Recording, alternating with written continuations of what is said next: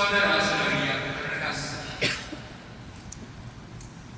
apakah uang bisa membeli kebahagiaan? Bisa. Tidak bisa. Tapi hanya dengan 6 miliar, saudara bisa mendapatkan rumah mewah.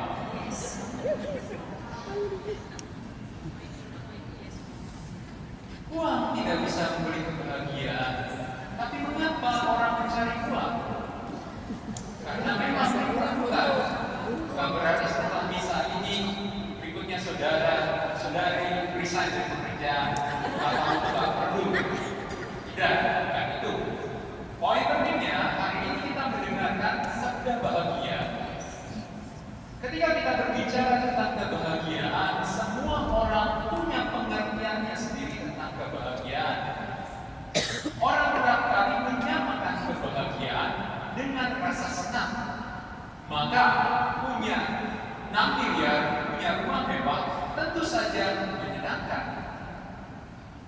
Tapi kebahagiaan tidak sama dengan kesenangan.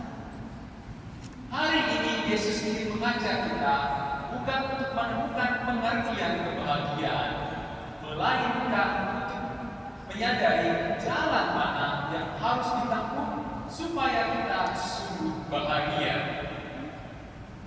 Saudara-saudari yang terkasih, hari ini Yesus berbicara kepada murid-muridnya.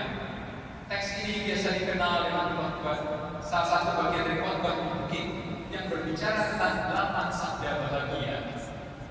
Banyak penafsir Injil mengatakan sabda bahagia adalah ringkasan dari Injil. Tetapi pada hari ini saya ingin mengajak saudari-saudari untuk merenungkan satu bagian saja. Sebab ada banyak hal yang bisa kita renungkan dan sabda ini sangat kaya. Maka sekarang kita perhatikan apa yang dikatakan Yesus di dalam Injil. Berbahagialah orang yang miskin di hadapan Allah, karena merekalah yang punya kerajaan surga. Kalau misalnya nggak punya uang, nggak punya pekerjaan, apakah mungkin bisa bahagia? Uangnya mendukung. Hati-hati untuk dalam mengerti. Kemiskinan yang dimaksud di sini bukan soal kemiskinan materi. Tidak berarti pula jika kita miskin materi maka kita pasti menjadi punya kerajaan surga. Tidak demikian. Jadi jangan sampai kita mengerti teks Injil ini hanya sebatas oh saya sedih, saya miskin, maka saya akan bahagia. Bukan. Atau sebaliknya dia kaya, dia sukses, dia sengsara. Bukan. Bukan seperti itu. Sekarang kita coba sadari, siapa yang bisa mengklaim dirinya kaya? Tahu dari miskin kaya, bukan? Siapa yang bisa mengklaim dirinya kaya? Orang hanya bisa mengklaim dirinya kaya di hadapan orang yang kurang kaya.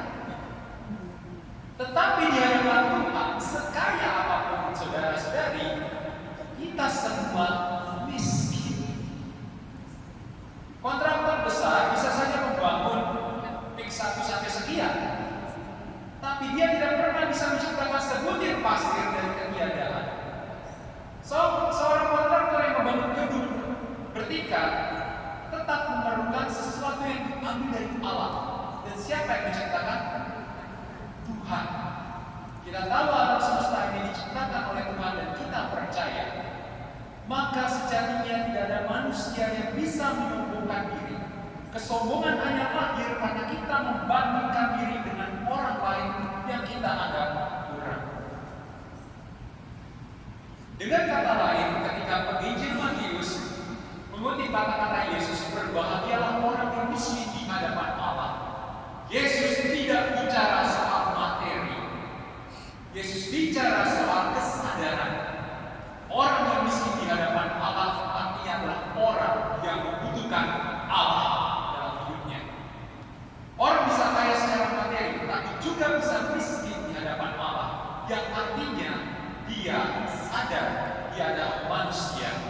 Dia sadar dia adalah ciptaan. Maka kesadaran ini juga akan membuat dia menghargai ciptaan yang lain.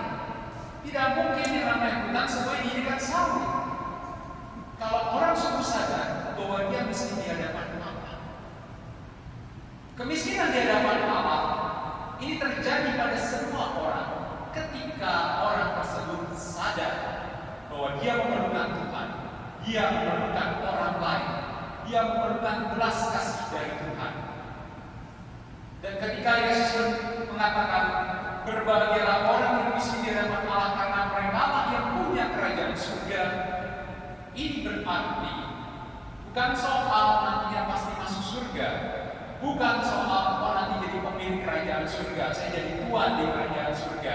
Mungkin di sini saya menghamba kerja di rumah orang di Hongkong, tapi nanti kalau di surga saya jadi tuan. Bukan itu. Kerajaan surga adalah Allah yang beraja dalam kehidupan sehari-hari.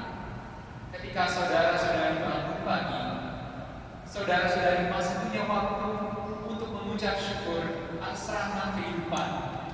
Ketika saudara-saudari bekerja, saudara-saudari masih mau berdoa mempersiapkan diri.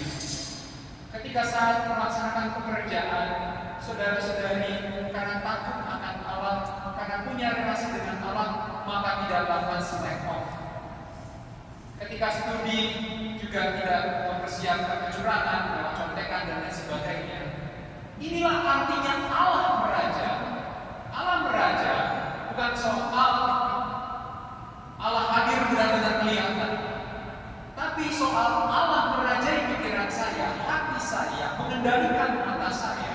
Orang lebih takut dengan adanya CCTV daripada Tuhan yang tidak kelihatan. Orang kalau mau berbuat jalan lihat dulu ada CCTV atau tidak. Mahasiswa kalau menyontek mungkin lihat dulu kalau ini bisa pengawasnya melek atau tidak. Orang tidak takut dengan Tuhan, lebih takut dengan pengawas dan CCTV. Maka saudara-saudari yang terkasih, ketika kita mau berbicara miskin di hadapan Allah dan menjadi mempunyai kerajaan Allah, itu artinya dalam hidup di dunia ini kita sudah ada bersama dengan Allah. Allah merajai hidup kita, Allah mengendalikan tutur kata kita, Allah membuat kita tahu bagaimana berperilaku di hadapan orang lain. Itulah artinya kerajaan Allah. Dengan kata lain, perjalanan hidup kita untuk pulang ke kerajaan Allah dimulai dari dunia ini. Kita tidak menunggu surga dan kebahagiaan kelak ketika meninggal, tetapi kita sudah mengalaminya ketika kita ada bersama dengan Allah bahkan di dunia ini. Amin.